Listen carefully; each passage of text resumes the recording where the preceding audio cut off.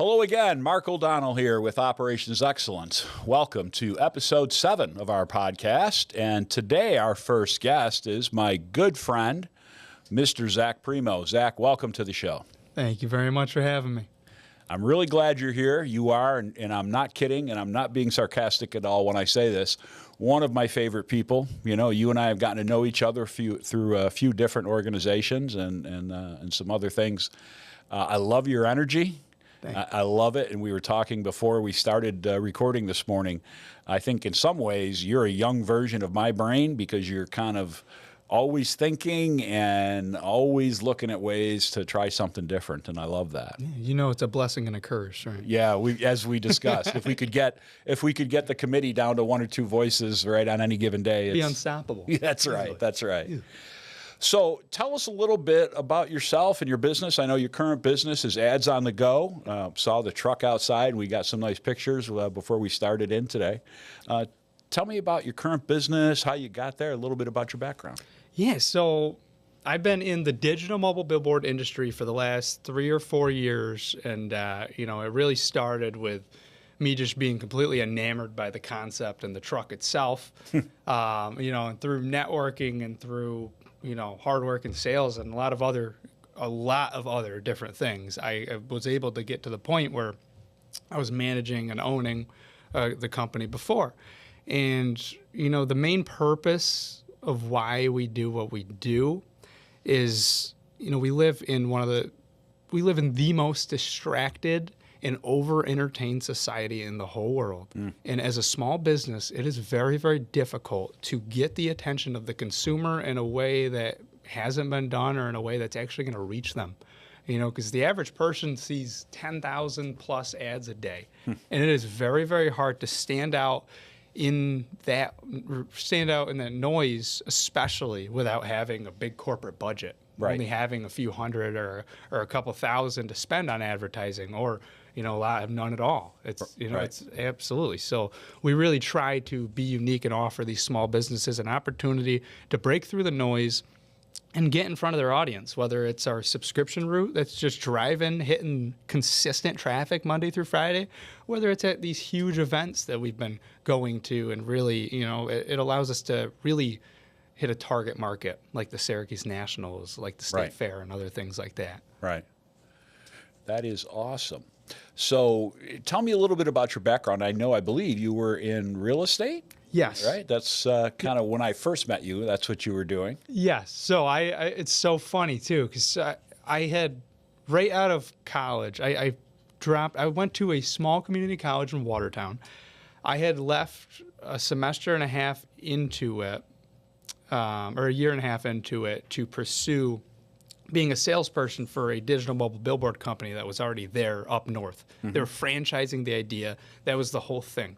And they sold too many franchises. They sold them to the wrong people, and that concept failed. And then that's kind of where my opportunity came to, get into more of a role than just a salesperson, as that business was crumbled and one of the people left the business.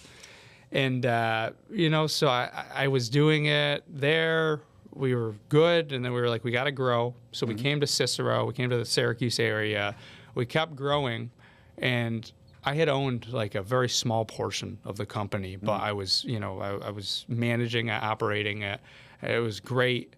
And there got to a point where I just could not agree with my partner's decisions. I couldn't agree with his mindset. And it wasn't a sporadic thing. It was a very hard decision to make. So I ended up having to make the decision to leave.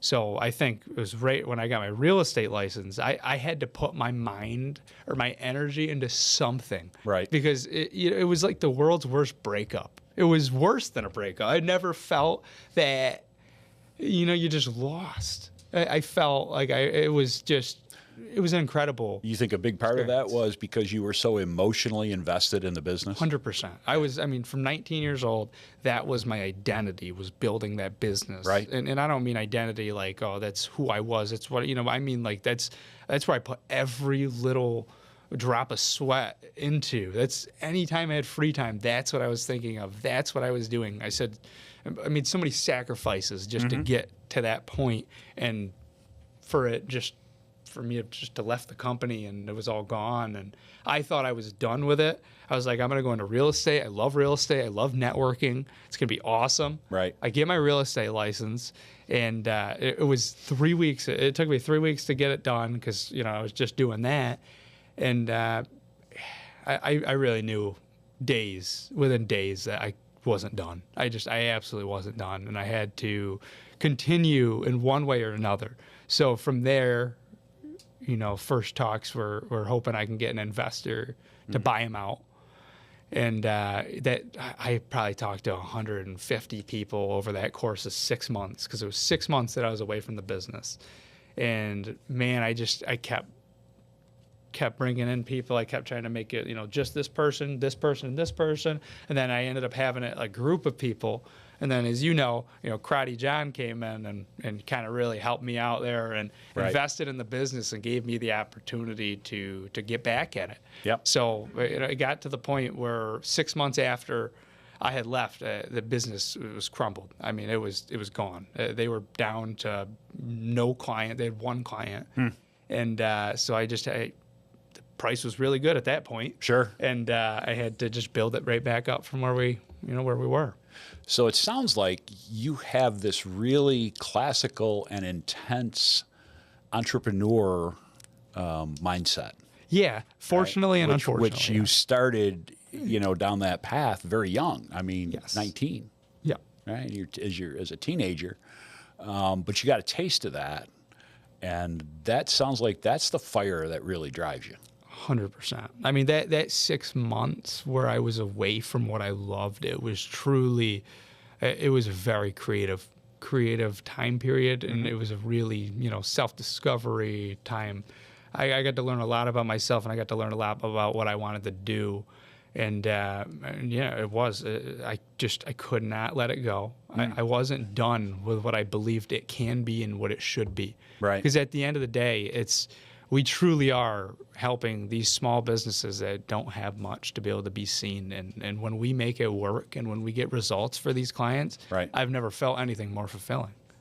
So talk a little bit, if you can, about the results. What are, on average, your clients seeing? Are they seeing direct business or opportunities for business from this venture with you? So absolutely, to point out, some of my favorite success stories of our course, of course, are the ones that work right away. Sure. When we first get started again, we got Stan's Tint Shop on the truck, and within 2 days, first of all, it was a hard sell because he was booked out for 6 months. So he didn't need any business. It was really hard to convince him, but I just knew he liked it. I knew I had it. So we ended up working out a deal, and within 2 days, he's like, I'm getting texts from the ads. He's like, we got to turn those off. So he only did the 1 month, which is great. We want those type of results. So he got a quick taste of good results. Absolutely. Yeah. But obviously, marketing is a very subjective thing, right? It depends on what kind of business you are. Do you track that? What are you selling? How are you offering it? What's your messaging? So, the tracking is a big part. We are still developing really effective ways to track and gauge what we're doing. But if the business owner isn't tracking it, it's hard to tell for me most of the time. Right. But obviously, again, my favorite stories are the ones where it works right away. Right. And when you get specific with the messaging, it works. I mean, at the end of the day, it's a TV on wheels. It's right in front of people. Right. It's guaranteed impressions. Right. You can't skip it. It's in front of so many eyeballs. Exactly. Right. So at the end of the day, until I develop a way that's like, oh, you're going to spend this, you're going to get this, you're going to get that, it's still an incredible value. You're getting in front of people in a way that no other media can. Right. Again, it's guaranteed impressions. It's unskippable. Yeah. If there are aspiring entrepreneurs, young people like yourself out there, if you had a couple pieces of advice to give from your journey so far, because from what I've seen in the short time that you've been on this path that I've known you, I've seen that business turn a corner. I mean, you're in a very different place than you were a handful of months ago. Absolutely. True, right? And we talked a little bit about, some of the financial stuff about a week and a half ago when we were at an event together. Yes. So if there are some aspiring young entrepreneurs that have that same kind of mindset, what would you share with them from your learnings? Without a doubt, like the two words that are front of mind and that I truly believe have changed my life for the better is persistence and determination. I believe there are very few things in this world that we can't accomplish with persistence and determination. It is not only in general, but especially in my generation and in the way the world's moving right now. Right. If you show an ounce of common sense and an ounce of hard work, you can take over the world. You will get opportunities left and right. It is incredible how many people there are around this area and just everywhere who are willing to give you an opportunity if you're willing to work for it. Right. So, I mean, really, the persistence is the hardest thing. I've been at this in different realms and for 3 or 4 years now. And I got started as a salesperson, and then I watched that business fail. And then I started as, a higher up, a little piece of ownership, and I had to build that from the ground up. And I watched him and his, my old business partner and, what I would consider greed or other things. I got to watch that make it fail. And then, so it's the persistence to be able to get back up and work so hard just to do something I've done again. It really takes a lot out of you, but it is one of the things that will get you anywhere. So don't give up. Oh, absolutely. Without a doubt. I mean, you can always make it happen no matter how much time, no matter how many conversations you got to have. Right. I mean, like I said, for 6 months, I didn't take a full-time job or anything. I was just selling the idea of this business again. Mm-hmm. And that was incredibly hard. There were points where, I was door dashing for money just so I could, continue to pay my bills and stuff. And, it takes a lot out of you to have Sure. to go from, selling advertising and managing a fun business like this to going and doing that. And, you know, so it's the persistence it's really key.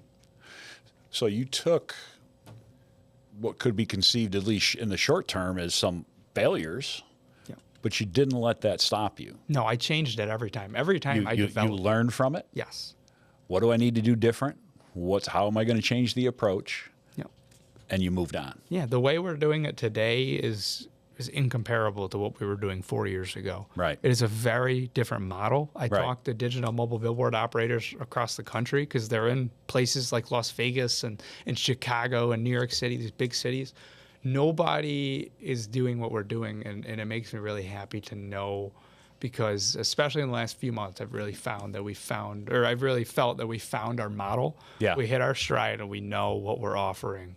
And the model is more in how you're selling that ad space and the offerings to the businesses. Yeah, it's all about sectioning off a huge opportunity that would, a normal digital mobile billboard company would sell to T-Mobile or AT&T. Right. And we're sectioning it off so multiple small businesses can reach these crowds and can, really get their message out there. They're paying way less. Right. And we're getting more volume out of it. Right. So collectively, they pay less because it's a shared space, but they're getting the same value, or actually a big multiplier in value for what they're spending. Absolutely. Because just like, being a lawyer or whatever, there is a standard digital mobile billboard hourly rate out there. Sure. And, it's just, again, it is a different way of selling it, and a different way of our identity, really. Because, again, it's really big about promoting small businesses. Yep. It is a huge need in this area, especially, you really can't get your name out there for less than $700 a month with a 3-month contract, and we really want to combat that. And if you want to get on a billboard, you're going to be paying a couple thousand. Right. Just to be in one place, all the way up there where you got to crank your neck to look at, Right. So we really try to offer an incredible value that it's just hard to beat. That's awesome. Yeah, and I love the way the wheels have continually been turning to find, as you said, to bring value, real value to your clients. And yet, you still have to make a profit off of this, right? So Absolutely. how do you bring those pieces together? I want to, if we could, to go back and revisit that persistence. And Yes. this ties really closely to what I deal with when I'm doing leadership development with people, whether it's individuals or groups, right? Because I always talk about attitude kind of being the secret sauce, right? Yes. Most people think about developing as a leader or really in any area of life, and they typically think about, well, there are certain skills and certain knowledge that I'm going to have to pick up and develop. That's true, right? But there is no sustainable change without a change in attitude, Yes. right? And a lot of that goes to keeping a positive attitude, right? And also, a lot of things we talk about go back to don't be afraid to fail. Yeah. Because in reality, if you're going to progress, whether it's as an entrepreneur or a leader of an organization or both, you're going to have failures, 100%. right? You're going to try stuff. It's not going to work. What are you going to do then? You got to choose to fail forward or fail backward. Exactly. Right? I mean, exactly. There's a great story we use in one of the programs I use for leadership development, and it's about Abraham Lincoln, our 16th president. Everybody thinks about Lincoln as one of our, and rightfully so, one of our greatest presidents, right? Absolutely. For the time that he served as president and dealing with the Civil War and everything that went with it. But the story of Lincoln's life is fascinating that most people don't read in the history books when we're kids. The fact is that he basically failed at every step of his life, right? He was a failed lawyer because he really couldn't make any money at it. He was a failed politician before he wasn't. He was a failure in business, but he never let it stop him. He kept learning, moving on. Learn, move on. Learn, move on. And ultimately, you could say he's one of the greatest success stories, maybe in American history. I've never heard it. I've never heard that story. I'll send it to you. It's only a page long. It's kind of a summary, right, of his life. But they don't tell you who they're talking about at first. They're like, well, here's what it is, and then they tell you who it is, and you're really. I like it though because it really is all about how you look at it and how you view failure. That's right. Because we live in a world where so much of what we feel or do is for other people. Especially in a world of social media. So I think a lot of the fear of failure is the fear of your friends and family seeing you fail and start back from square one. Well, sure. It's the emotional hangover or impact, if you will, of failure, right? And yes. And everybody thinks, well, I fell on my face, I'm a disgrace. Well, only if you let it, right? Only if you view it that way. Absolutely. So it's the best way to learn. It's a surefire way to learn. People can tell you things. Absolutely. They can tell you this or that, but if you bankrupt a company or something, you're going to learn. Experience is an incredible teacher, right? I mean, I know I still personally remember the painful failures in my career much more clearly and much more viscerally today than I do a lot of the successes, right? Because it brought pain. Some of that emotional pain, Absolutely. Interesting thing, too, with leadership is, and you've already learned this lesson very young, so as you continue to grow your business and found and build other businesses, which I'm sure you'll do, I'm sure you've learned this lesson, which many leaders don't until they're older from other life experiences, and it's very simple. You have to allow your people the right to fail. Yes. Otherwise, you're never going to get better as an organization, right? And if you have the kind of culture in an organization that punishes failure, which most companies are going to say, oh, no, we don't do that. But in reality, if you look at what happens internally, that's exactly what they do. It's incredibly true, too. I mean, there were, again, with my old business partner, right? I had to leave, but there were things in managing that business that I was like, oh, he was so wrong. And then when I got the opportunity to do it, I tried it out. I'm like, oh, he was right. Like, that's not the way to do it. But he didn't let me try it. He didn't give me a reasoning. Like, you really got to understand it more than just face value. Oh, that doesn't work or that works. Right. Because real curious minds have to try. Right. I have to try or else it just, right. Okay, it didn't work for you. Right. It didn't work this way. It didn't work that way. What if I throw, Right. I'm always going to when you have a curious mind, you're always going to slightly doubt other people's advice in terms of that specifically. Sure. And people don't grow and develop, and organizations don't grow and develop unless you have some of that trial and error. You got to get the thick skin somehow. Right. I best, and I won't use any names, but the best owner I ever worked for told me one time, you see that factory? You can do anything you want out there, Mark. I don't care, as long as it's not irreversible and nobody gets hurt. Talk about a blank slate. Absolutely. What a cool guy to work for, and he meant it, because I took him at his word, and what a wonderful approach. And as you talked about learning from the good and the bad from people that you've worked for and worked with, so have I, right? And that's a great learning. I've always tried to take the best bosses I ever had and some of that weren't so good, and always distill that down. And what should it look like? Absolutely. When did I feel most productive and most appreciated and most a part of and the most successful? And what did that situation look like? And to learn from that and constantly be learning from that. That's a great point. Where do you go from here?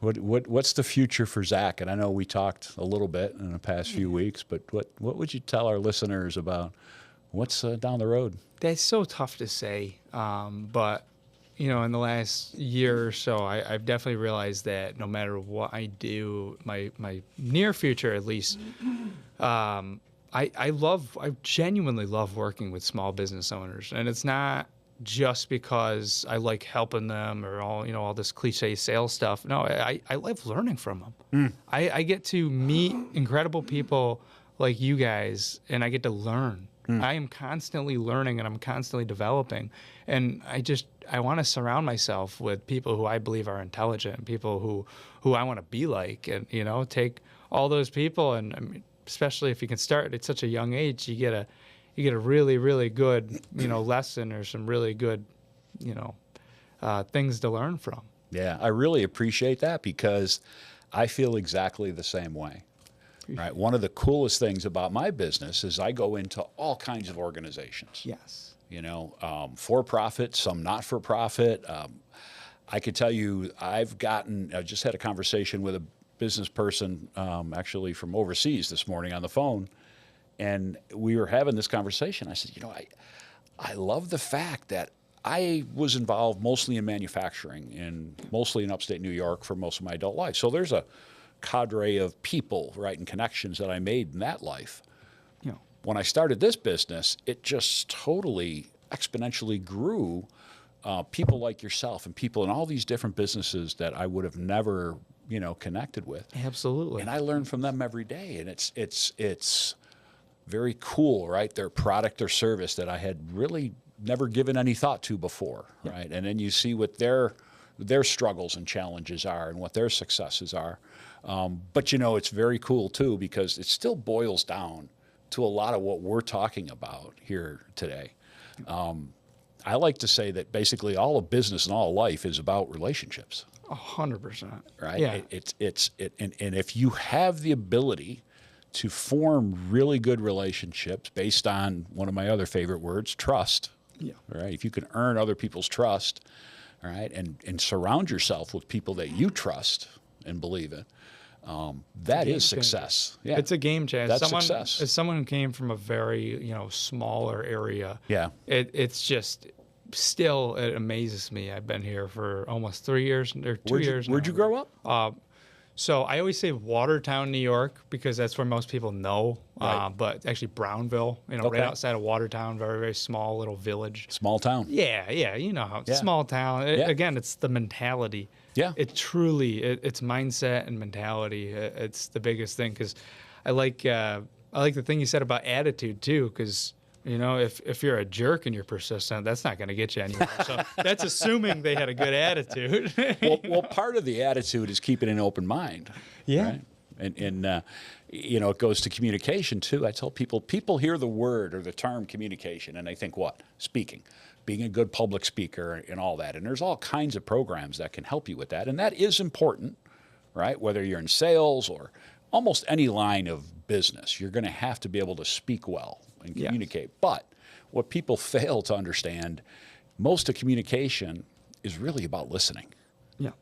And then asking the questions that continue to spin the top and get the person you're talking to open up more and to delve a little deeper for themselves. You know, I use that term spinning the top, and like when I'm doing a one-on-one coaching, I love it when I see the light bulb, like they all of a sudden see something differently for the first time. Yes. That aha moment. And I think to myself, there it is. Absolutely. There it is. You know, and then they start spinning a little deeper. So I've never said I'm the answer man, right? I don't pretend. I can't possibly have all the answers. The older I get, the more I realize I don't even always have the right questions. But if I keep helping them dig a little deeper, peel the onion a little more, right? They get to a point, and ultimately they get to that moment where they see things from a different perspective. Absolutely. Right? And that's a value, right? And you know, we talked earlier about gaining those different perspectives from, you know, the hard experience, right, and from our failures, and that's also a huge part of that attitude. Yeah, and I think again, to kind of add on to the question, because there's so many ways that I could go with a question, like what's next and what's, you know, so the other side of it is there have been, you know, people in my life, especially in the last 3 years, that have, you know, I didn't know it at the time, but they absolutely changed my life just by knowing them and having a relationship with them. And, you know, when you give someone hope, I think that's one of the strongest things in the world. Absolutely. If you're giving it or if you're taking it away, it can make the most incredible difference. And there are a few people who gave me hope on the way, you know, to where I am right now. And you look back at it, you're just like, those are the most incredible people ever. And I would love to be that person to someone. So, you know, down the road, I want more than anything just to be able to help people who are in my position, because it means the world. It means more than anything, you know. And then to be more specific about my industry, I just want to keep finding ways, especially as our world keeps getting more distracted and more entertained. I just want to keep finding ways to get these small businesses seen, because they're some of the most resilient, passionate people you'll ever meet in your entire life. And a lot of them are doing it just for them or just for their customers. Yep. And they deserve to be seen without spending a bunch of money. Right. And I want to continually, whether it's the trucks, whether it's them on trailers, digital screens in general, I'm just going to continue finding what that is and how I can keep developing it, because marketing, it's always going to change. Especially in the way technology is right now. It changes all the time.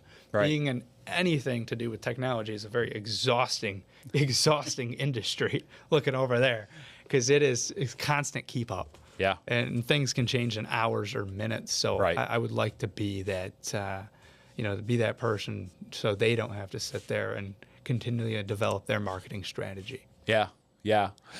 I can see that, and I love the fact that, you know, you kind of talked about becoming a mentor, right? And it's like my dream. Like I want to be my perfect example. I would love to be, you know, just a angel investor, whatever you want to call it. You know, I want to help multiple people. I want to set up some platform or something, because I could never say enough about what that influence means. Yeah. And you've talked about, you've seen the value of when other people gave you hope. And I'm assuming, could be wrong, but tell me so if I am, but I'm assuming a lot of that was really they just offered you some really strong encouragement to not give up, to keep going. And some of them were the smallest things in the world. Some of them were an educator in high school who you know, said what I was doing was cool, or you know, I had a project that I literally, in English, I had a project that I made all about entrepreneurship. I thought it was so stupid, like I wasn't going to turn it in. And she's like, "Oh, that's so cool." And I remember her every single day. It's little things and it's big things. It's the Karate Johns of the world too, that were willing to put their financial picture on the line, or even if it didn't, you know, affect it, or even if it was a big influence or it had opportunity to affect it in a negative way. It's just crazy. I don't know that. Well, no matter how you slice it, there's still a level of risk. I couldn't even put it into words what it means. But isn't that cool? Because we do remember those people, right? That at the time might not seem like a big deal, but in hindsight, we're so critical because it literally kind of altered the course and the path of our lives. 100%. You make it. I mean, it's all about Steve Jobs is all. I always love his story, and he said you connect the dots. It's so much easier looking backwards. Yes, so much easier looking backwards. That's to connect true. The dots. Yeah, we don't always see that puzzle and how it's going together until after the fact. But that's a great point, right? For hopefully our listeners to remember as well, that you can be that source of hope for somebody, and it doesn't take a lot sometimes. No. Just that little bit of encouragement, and hey, don't give up. You're on the right path, right? Sometimes it's hard when you're a change agent, right? Because human nature is change adverse. Well, especially when you're, or maybe it's an entrepreneur thing, maybe it's a sales thing, but especially when you don't know how they actually feel. You have no idea how good they are at putting on that face. That's right. I mean, incredible. Like I won't show up to work sad. I'll show up to work as my energetic self. It's right. So you don't know what that encouragement or the opposite of it will do to that person. That's right. That's right. That's a great takeaway.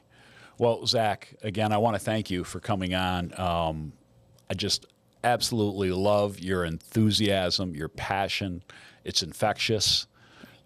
Don't lose that ever as you go on in life. And, I look forward to seeing all the things that are coming next for you. So I really look forward to it. And, if I can ever be of help, even just to talk through something or bounce something around, you know how to get a hold of me. I appreciate that. And I'm going to take you up on that. Anytime. Thanks again, bro. Thanks for having me. Absolutely. Appreciate it. That'll do it for our first guest today. We'll be back shortly with our second guest, mystery guest.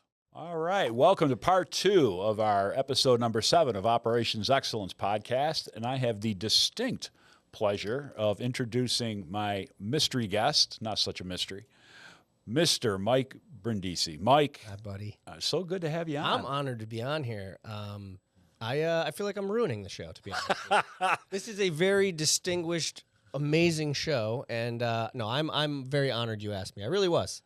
I'm usually sitting over there helping Danny produce this, and you're usually on the other side of the mic and the camera. Yeah, and you asked me if you had a cancellation and asked if I'd be on, and I really am honored. Thank you. Well, thank you, and you're welcome. I'm just fascinated because you and I have had a chance to talk over the last several months as we've been doing this podcast and coming in to do record these podcasts, and I've gotten to know you a little bit and a little bit about your story, and I just think it's fascinating.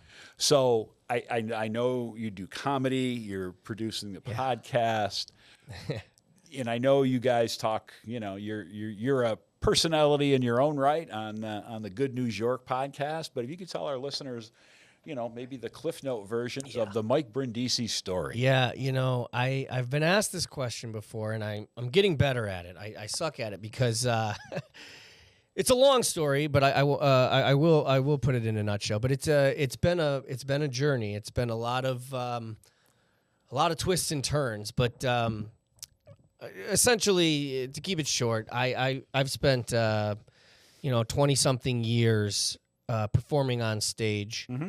Started in school with acting and stuff like that, and then community theater. And so I thought I was going to be an actor, and but then I got bit with the music bug, and I started playing music in my late teens, early 20s.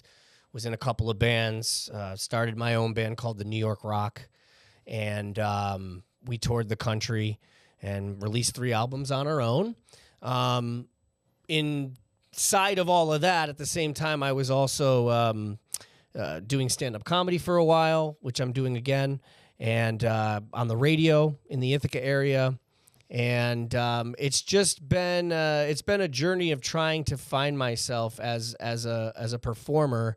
And then the second part of that was finding out, how do I make a living doing that? And it's been a lot of heartache. It's been a lot of traveling and change and a lot of letdowns, but I've learned so much, and it's brought me here. So, I mean, it was give me a microphone and I can make you laugh. I can write and sing you a song. I could talk sports with you.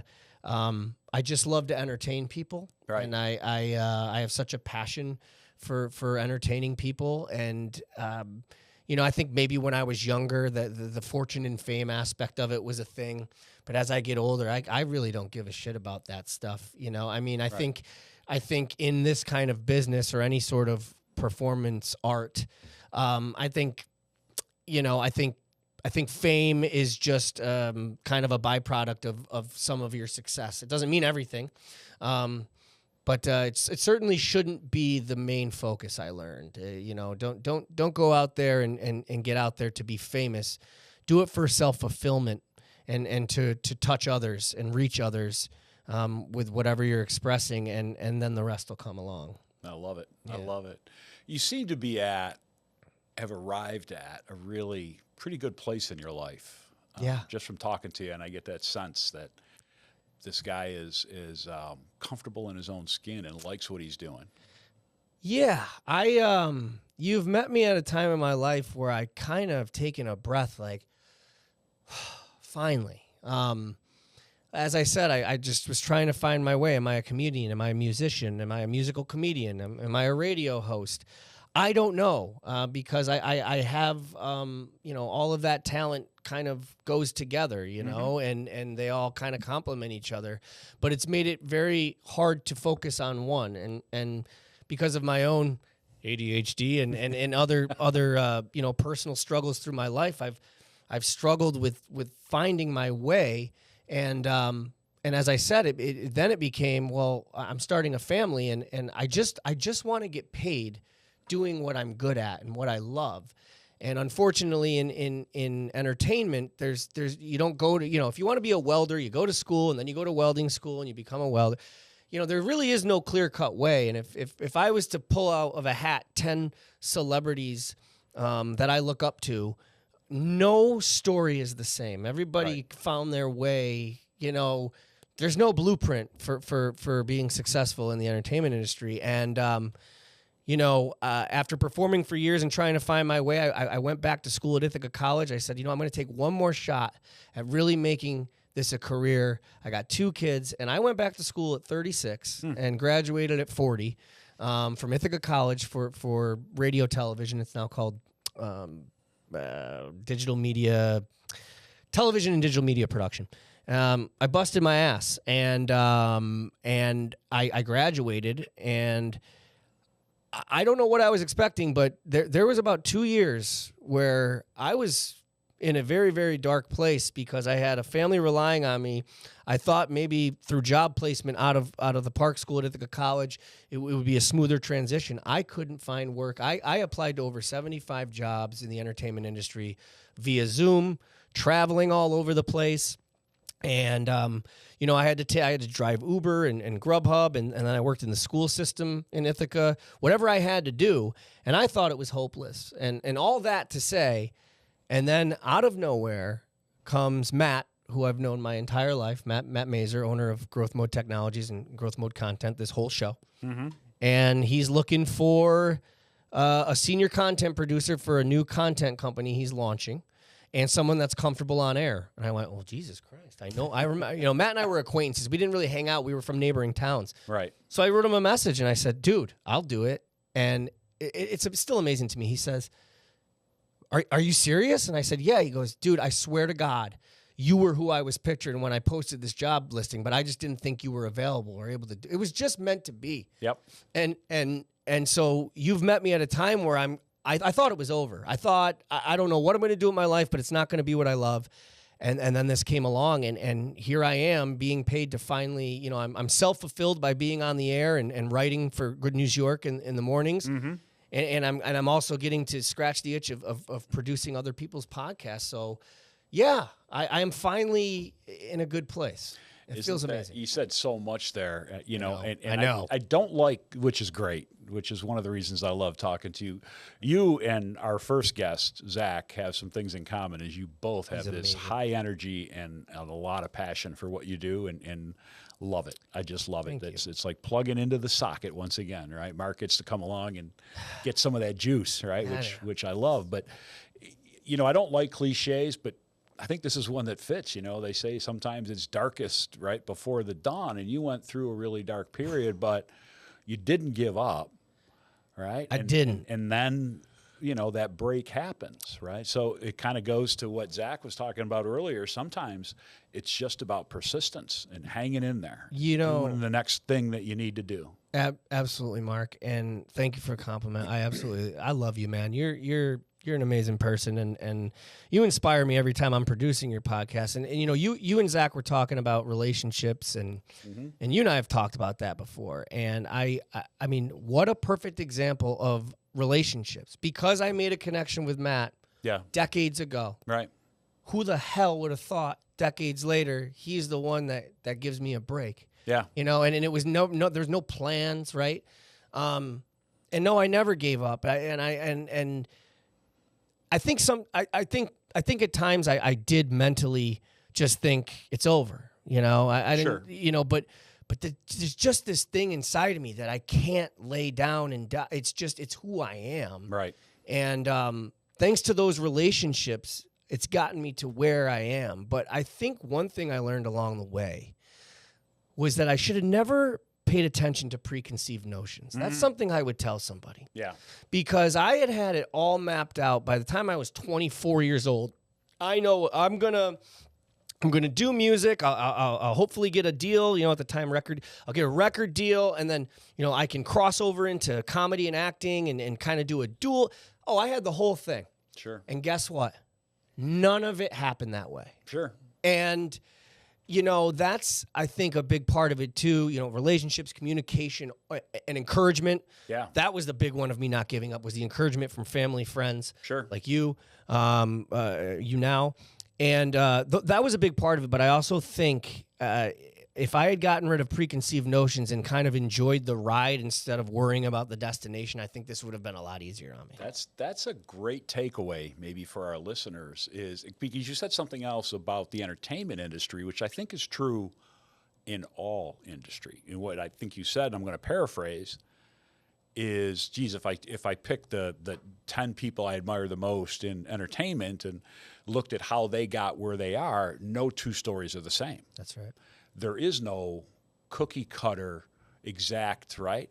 And I'm going to tell you that's true, because you meet owners of businesses and senior executives, and there might be similarities between stories, but there are so many different paths. Yeah. And it's not always what you think until you get to know somebody and go, wow, that's a really interesting path, right? But everybody's path is a little different. So I think if you can set aside, like you just said, preconceived notions, but yet focus on what the passion is.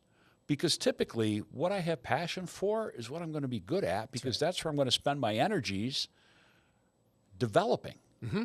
You and I have talked a ton about golf.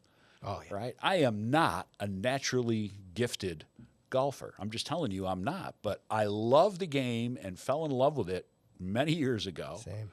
And devoted the time, because I was blessed enough to have an early teacher that said to me, I want to teach you how to practice. Best lesson I ever had. That's a great line.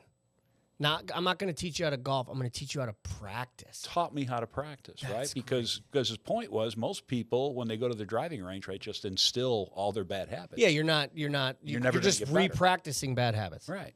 So he taught me how to practice, and then over the years, I was blessed to come in contact with other teaching pros that, watch my swing and would come down. I had one gentleman in Mississippi when I lived there.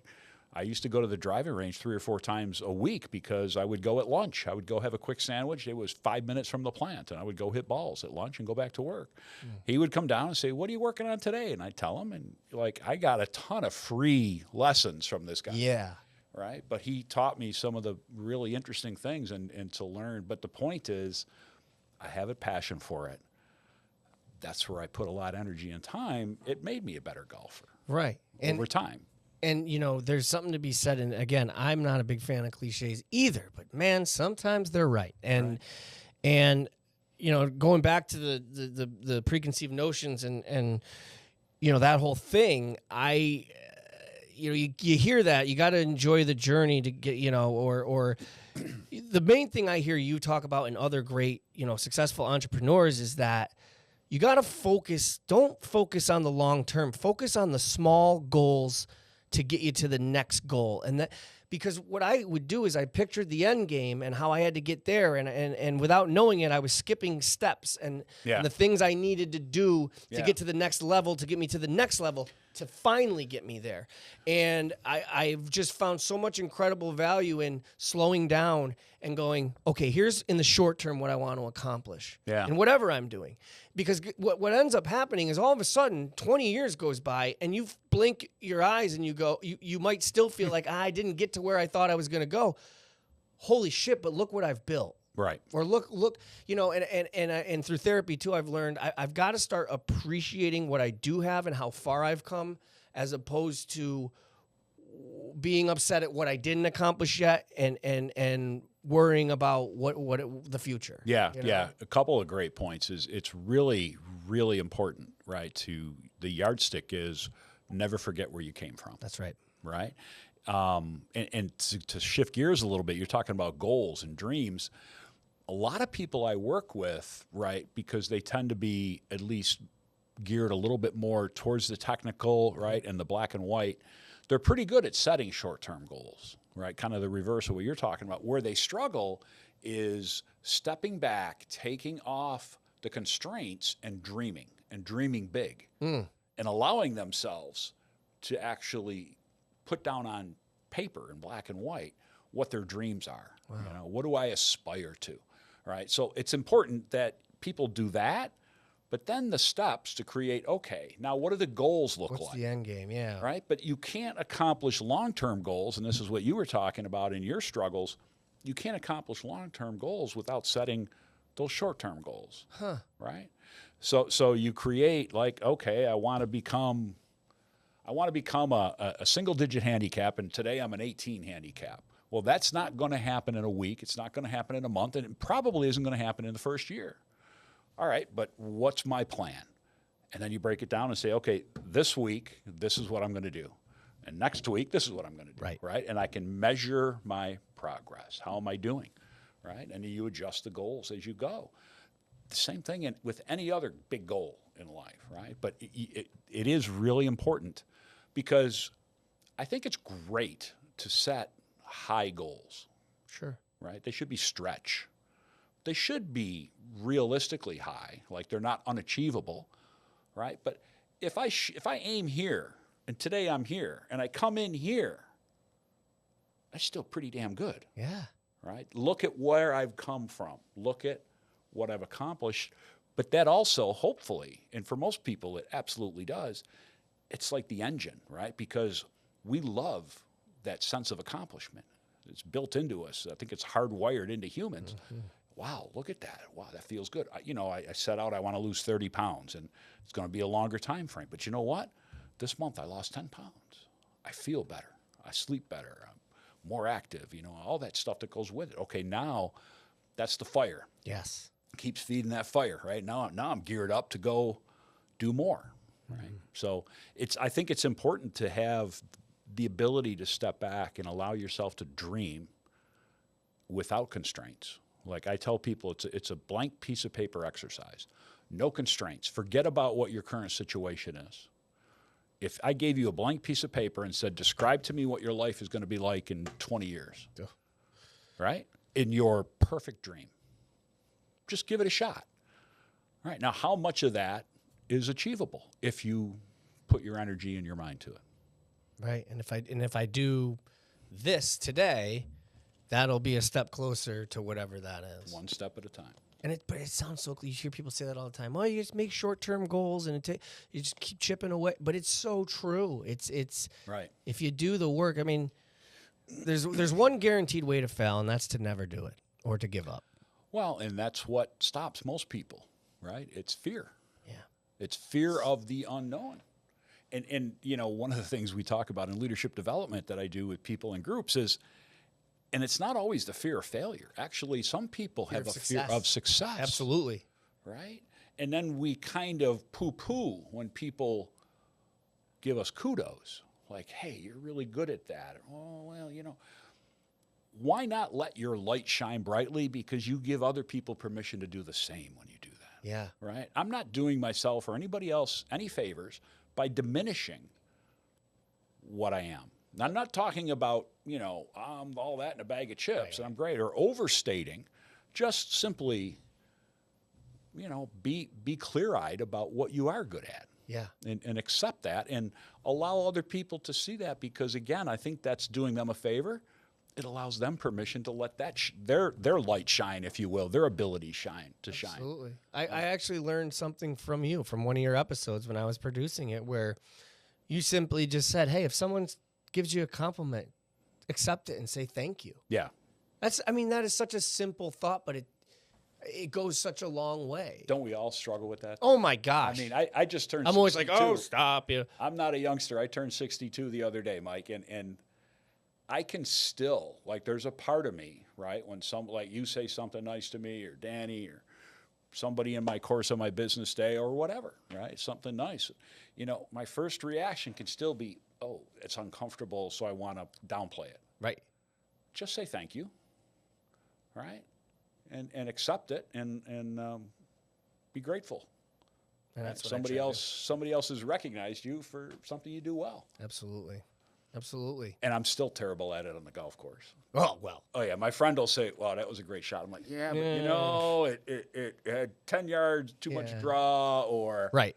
I should have clubbed up, or I didn't hit it flush. Instead of just saying thank you. Instead of saying, hey, thanks. Yeah. Yeah. Yeah. That's something I took from you, and I think it's important for both parties, You're not dismissing what the compliments they're giving you, but without you even knowing it, it helps you, it encourages you. Right. It encourages you, just that little compliment, like, hey, all right, okay. Because it's hard to notice progress sometimes, or any, it's hard to measure yourself sometimes. It's good to hear it from other people. Yeah, we need that external input, but I also think it's important, and you walk a fine line here. Like, I can't be the kind of person that absolutely must have external, kudos to survive.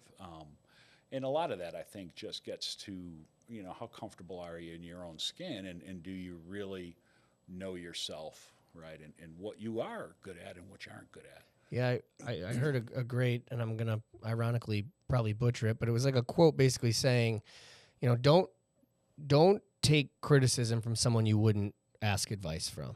Yeah, that's a great point. And I just, that was recent that I heard that, and I went, whoa. Well, there's a lot of cynics out there, and sometimes, right, other people, and I will say, certainly at different points in my life, I've been guilty of this, where I can put other people down to make myself feel better, right? And that exists out there. Oh, God. Right? And so, the people that I care about and that care about me in my life, I'm okay with constructive criticism. Sure. But that's being open-minded. But the difference is when you have somebody that is not comfortable in their own skin and understanding where they're coming from, and not allowing it to dictate how I feel about myself. And that's it. That's right? The key, is not taking it for what it is. Yeah. And not internalizing it and allow it to dictate, how you feel about yourself. Yeah, and we're touching a little bit now on one of my other favorite topics, which is emotional intelligence, right? And people all the time want to say, oh, so-and-so did this, so they made me feel this way. Well, frankly, I immediately hit the bullshit button, because nobody makes me feel anything, right? My emotions are mine, just like your emotions are yours. Like, if you're pissed off, that's on you. Mm-hmm. Now, if I did something to offend you, being a mature adult, then I should take ownership of that and make apologies and move on, right? But how you feel is how you feel, how I feel is how I feel. And putting, once I start allowing other people to dictate how I feel, haven't I given away my freedom? 100%. You've given them all the power. Why would I do that, right? And yet, don't a lot of us do that on a regular basis? All the time. And that's a big part of emotional intelligence, is understanding that how I feel is how I feel. It's typically not right or wrong. It's just how I feel. It's really what I do with those emotions, and learning how to not react based on emotion, right, which is really critical in any situation, certainly if you're a leader. But then also understanding there's a fine line. I can't stuff my emotions. I have to learn how to work through them, because early part of my life, I will tell you, into my 30s probably, I was a stuffer. Like, I would not show emotion in much of anything. And yet, it would eventually come out. It's like the pressure cooker, right? You turn up the steam and that pressure enough, eventually you're going to go above the rating for that pressure device, and it's going to pop, right? That's what would happen. I had my sister and her boss on this morning. They're both mental health professionals, and we were talking similarly about that. Where, I learned in therapy that it's like, imagine you're a barrel, right, and your emotions are water, or your problems, and so the idea is through therapy or meditation, whatever your outlet is to get that barrel down, because what happens is, if you wake up and your barrel's already here, it's going to take one thing to make it explode. So when you see people flipping out and having road rage, right? Or flipping out and being what they call a Karen now on social media, whatever they're yelling about isn't really what the problem is. Right. You don't know what's going on in their life. It's everything else going on in their life. And that's right. Mark, I'll be completely honest. The thing I think that has been the thing I've struggled with the absolute most in my life is controlling I have worked so hard on it, and I'm still working every day. Yeah. But because of again, I always talk about ADHD, which is funny that I'm wearing this today. But because of that, and also just not having the emotional intelligence I should have for a long time, I very much was reactionary and let my emotions get the best of me, and I have worked so hard at it because it is so important. You know, there's feelings and there's emotions, and feelings are feelings. You can't feel guilty about your feelings, but you can feel guilty about the actions or the way that you do react. So it is so important. So instead of feeling guilty, it's learn from it, make the adjustments, then move on. And taking ownership. That's right. That's liberating. Yeah. That was something I was never able to do. Yeah. Well, and then I make an excuse. So-and-so made me feel I that did. way. Right. But once I learned self-awareness and to control emotions, there's something that feels really good when I go, you know what? I was wrong. I'm sorry. Right. And it's good for the situation and the relationship, whatever that is in the moment, but it's for yourself too. Yeah. It's okay. Yeah. You're human. Yeah. You made a mistake, man. Absolutely. It's all right. I have much more respect for someone that's like, hey, I was wrong. Absolutely. It's interesting because I even hear it in business settings sometimes that wouldn't it be liberating if people just said, yeah, I screwed up, instead of, well, if so-and-so would have done this, then I wouldn't have, blah, blah, blah, blah, blah. If they didn't. But, in organizations, that starts with the leadership. Does the leadership own their mistakes?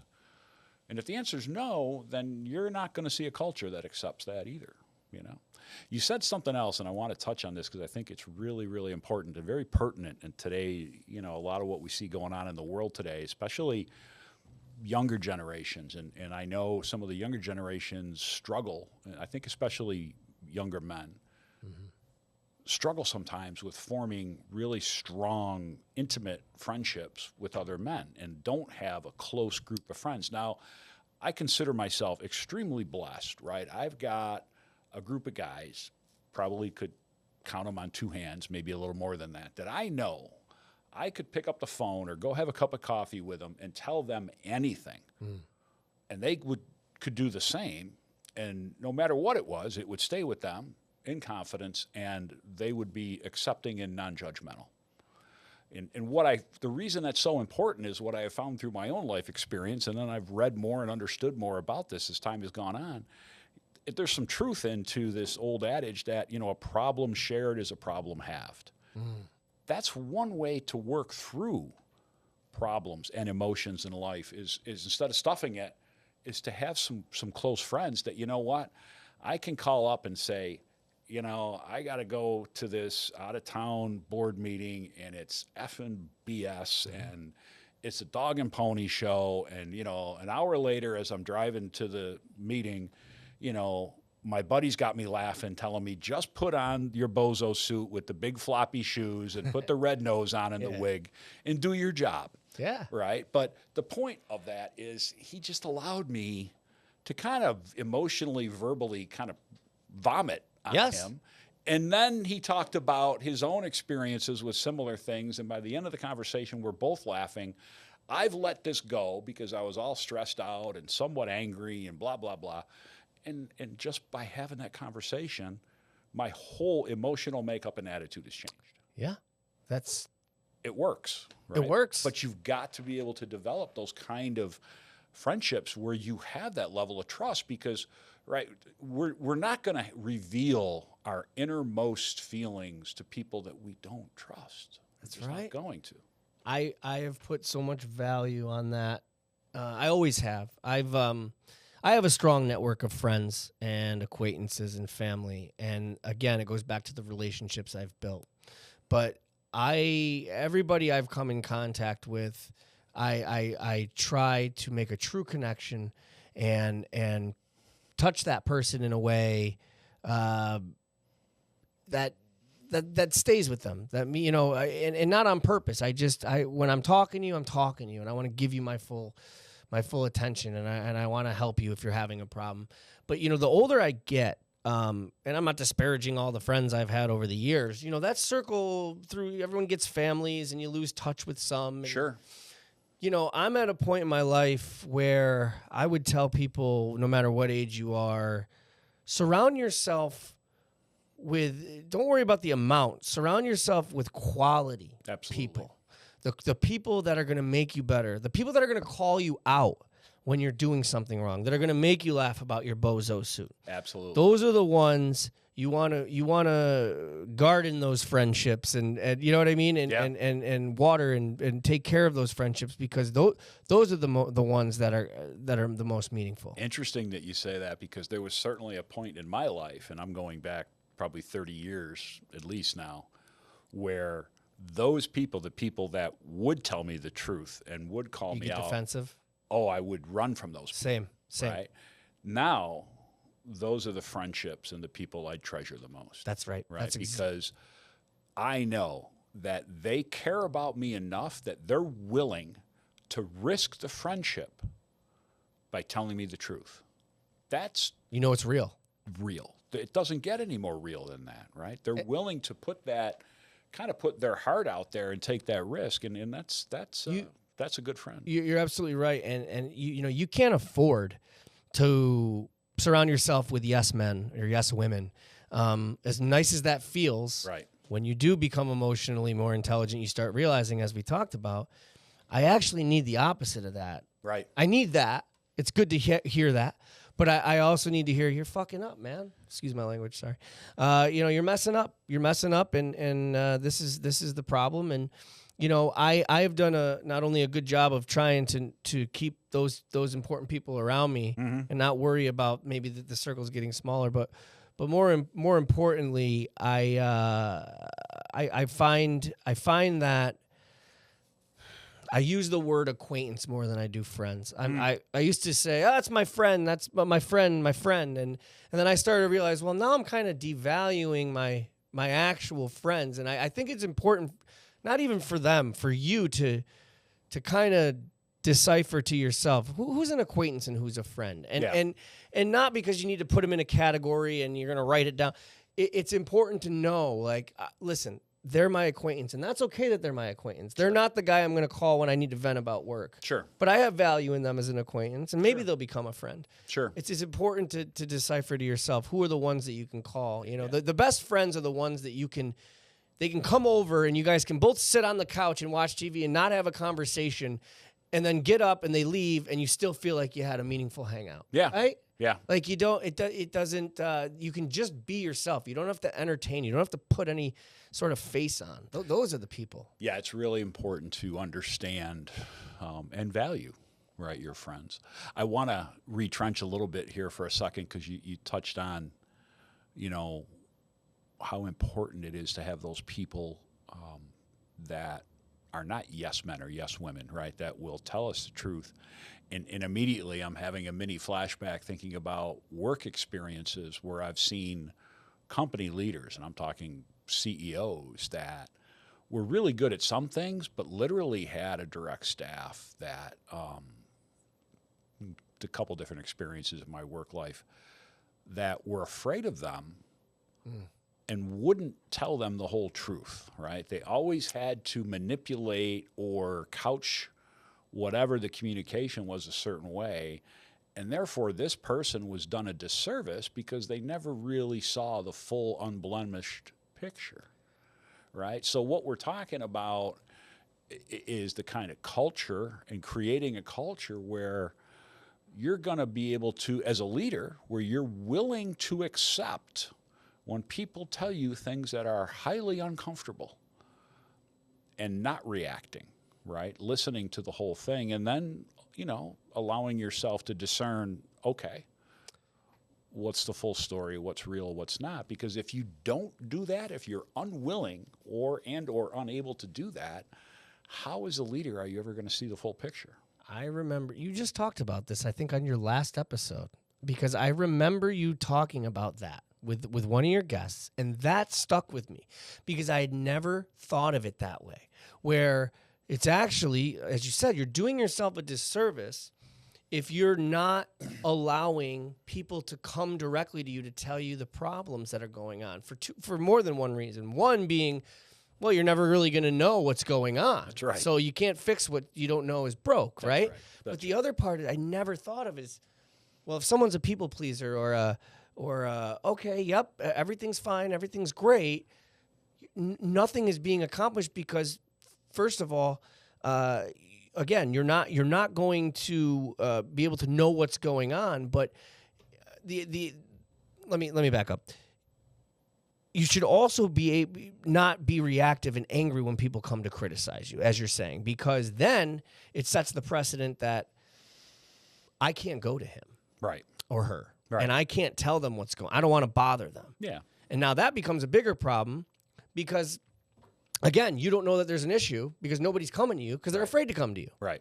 And so, you know, there's a balance between being approachable but also setting boundaries. And it's kind of similar, right, when we're talking about personal friends where we're willing to accept and listen to difficult feedback, right? Because if friends try that and we bite their hand off or their head off, so, you know, they're not going to try that too many more times. That's what I was trying to say. You know, Thank so you. it's very similar, right, in the work setting. And again, I don't think, obviously, people don't do that on purpose because if they really understood what they were doing, they wouldn't do it. I think it's kind of the culture, and that, you know, that word gets so overused and misused, I think, in my humble opinion, or maybe not so humble opinion, right? But culture is really, it's kind of how we feel about interacting with each other in a group, right? And is it a culture of trust? And am I allowed to fail, right? Are we able to have difficult conversations without making it personal attacks, right? Are we able to talk about what's really happening from a perspective that says this is not about blame, it's about how do we make things better? Yeah. You know, and every organization wants to think that that's true, right? But a lot of times they can't see the forest for the trees, and that's, you know, one of the values I bring as an outsider is it's kind of a mirror, and I get to kind of, you know, here's what it really looks like objectively. Yeah, you know? and I got hung up on my words there. I apologize, but No. that's it's late in the day for me. But that's basically what I was saying was that, you know, I had learned from you from that last episode that, you know, all those times where I ran from people that criticized me. Now I've opened the door that maybe they would have given me advice at a different point in my life, and they thought, I'm not going to tell him because he's just going to get mad. And I missed out on those words of wisdom. And maybe it's not always advice as much as I think sometimes perspective. Right. Right? Because if somebody can point out to me something, you know, when people have said things to me where my immediate emotional reaction was defensive / anger, it's usually almost 100% that they've touched hit the a wrong nerve. Absolutely. Right? Like exactly what that is. They hit the nail on the head. I had a woman who worked for me for a number of years, and she knew me well. I knew her husband and family, and she said to me one time, because she knew some of the women I had dated over the time I'd known her, and she said, you know, you have the white knight syndrome. Uh-oh. And right away, I'm defensive. Well, what do you mean? Well, you tend to date these women that need to be saved. And I didn't speak to her for 2 or 3 days, right? But as I look back, I'm like, well, damn it, she isn't right. Yeah. I had a thankfully we're still very close friends. I had a high school friend, as close as can be. And I was dating a girl in my early 20s, and he was like, dude, absolutely not. This is not. And he got in an argument with her because, anyway, he was looking out for me. I didn't talk to him for almost 2 years because I was mad that he wasn't approving of the woman I was with. And he ended up being right. Yeah. And it's not about being right or wrong, but that's 2 years that, we didn't hang out. It's unnecessary. It was just a complete fracture that was unnecessary. If I had just, it's not that he didn't like her. It's that he wasn't telling me what I wanted to hear. Sure. And why was I mad? Because in the back of my head, I probably knew some part of you knew, right? He hit a nerve, right? He hit that raw nerve, but he took a chance, right? There's a real friend.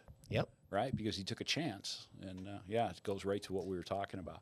You and I could probably sit here for the rest of the afternoon. I could sit here for 3 hours with you guys, which we're going golfing soon. Yes, we are. We're playing together in the Cicero Plank Road Chamber of Commerce. There's a little plug.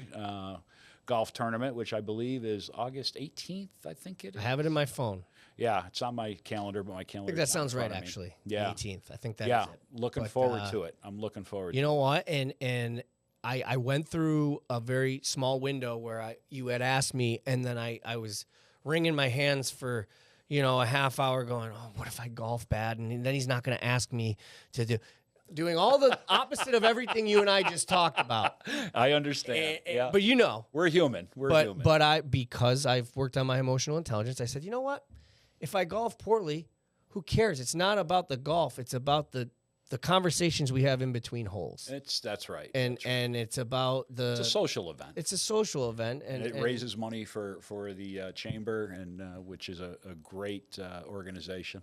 That's right. And one that I care very deeply about and have gotten very involved with. So I appreciate you saying yes. I appreciate you inviting me, and I'm always looking to help, towards a great cause. But getting to hang out with you is a bonus. And a few other business people one of whom you've met, Stephanie, who was a guest. Yes. She is one of the other people. You haven't met the other gentleman, but you'll have a chance to meet him. So I'm very excited. Yeah. It's going to be a good time. It'll be fun. Well, I'm really, I really am honored that you had me on here, man. I mean, just because I sit there and produce the show, it doesn't mean like, oh yeah, I'll come on, and that's nothing. I have a tremendous amount of respect for this show and what it is, and you're so good at what you do. You're such a natural on here, which, I obviously expected you to be good at. Now make sure you say thank you. I expected you to be good at giving business advice. That's what you do, and you are very good at it. But I did not expect you to be so good at interviewing, and that's something I'm working on. In all my years of performing, I've never interviewed people, and when I was on the radio, it was just to play music and talk in between. So that's something believe it or not, after all these years of performing, I was looking at you going, wow, I love how sometimes he doesn't reply. He asks the question, they talk, and then he moves on to the next thing, and a lot of great interviewers out there do that. So you have a very natural ability, Well, first off, thank you. There it is. Thank you very much. That was very, very kind of you to say. I mean it. I want to thank you for being on the show. You're so welcome. Great conversation, and you and I could sit here and talk forever. Anytime, man. And I want to thank you for being my producer for this show. I think you do. You and Danny, thank you. Man. Dan is subbing behind the board here for you as you're in front of the microphone today. That's right. You guys are the best. You make me look good. And as I tell people that talk to me about how great the podcast is, I say, well, these guys are great. If they can make me look good, they can make anybody look good. So I appreciate that. And it's very easy, man. You make us look good as well. It's a perfect relationship. So. Awesome. Well, thanks again. Hey, thank you. And that'll be a wrap for episode 7 of the Operations Excellence Podcast. Thanks very much.